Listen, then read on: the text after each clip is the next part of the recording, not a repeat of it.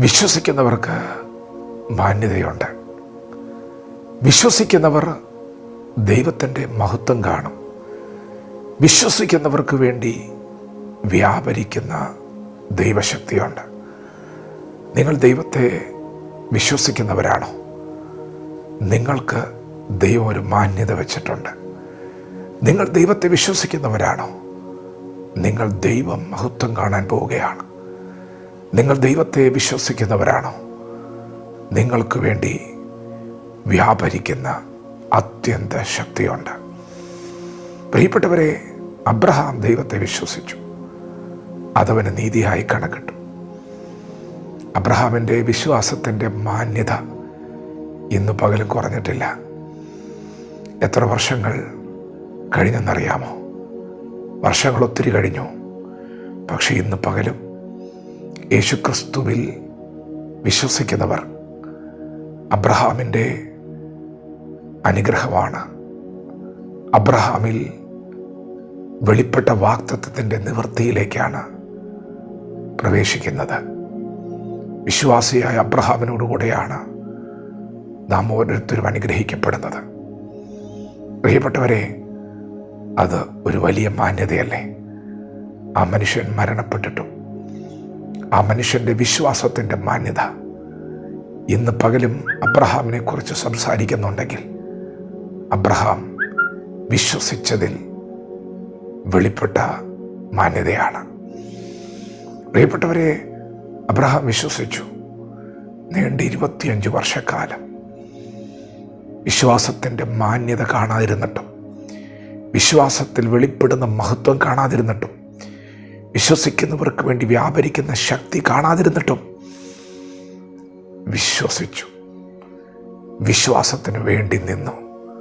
ഒന്നും കാണാനില്ല, എന്നിട്ടും വിശ്വസിച്ചു. എന്നിട്ടും വിശ്വാസത്തിന് വേണ്ടി തന്നെ നിന്നു. പ്രിയപ്പെട്ടവരെ, ചില സമയത്ത് നിങ്ങൾ എത്ര വിശ്വസിച്ചിട്ടും ഒരു മാന്യത, ഒരു മഹത്വവും ഒരു ശക്തിയും കാണാതിരിക്കുന്ന പോലെ ഉള്ള അനുഭവങ്ങൾ ജീവിതത്തിൽ വന്നേക്കാം. എങ്കിലും നിങ്ങൾ വിശ്വസിക്കുക. ഈ വിശ്വാസം ഇതൊരു വലിയ നിക്ഷേപമാണ്. ഇത് വലിയ ഒരു ദൈവപ്രവൃത്തിയുടെ തുടക്കമാണ്. വിശ്വസിക്കുക. ദൈവം നിങ്ങളെ കൈവിടത്തില്ല. നിങ്ങൾ വരണ്ടുടങ്ങിയതുപോലെ, മരുഭൂമി പോലെ ജീവിതത്തിൽ ചില ശൂന്യതകളിലൂടെ കടന്നു പോകുമ്പോഴാണ് നിങ്ങൾ വിശ്വസിക്കുന്നത്. ദൈവം പ്രവർത്തിക്കും, ദൈവം എന്നെ കൈവിടില്ല എന്ന വിശ്വാസം. യോബിന് വിശ്വാസം ഉണ്ടായിരുന്നു, ഭക്തിയായിരുന്നു യോബിൻ്റെ ആശ്രയം. എല്ലാം നഷ്ടപ്പെട്ടപ്പോഴും വിശ്വാസം മുറുകെ പിടിച്ചു. ഞാൻ അവനായി കാത്തിരിക്കും. അവൻ എന്നെ അറിയുന്ന ദൈവമാണ്, എനിക്ക് വേണ്ടി പ്രവർത്തിക്കുന്ന ദൈവമാണ്, എന്നെ അവൻ ഓർക്കുന്ന ദൈവമാണ്.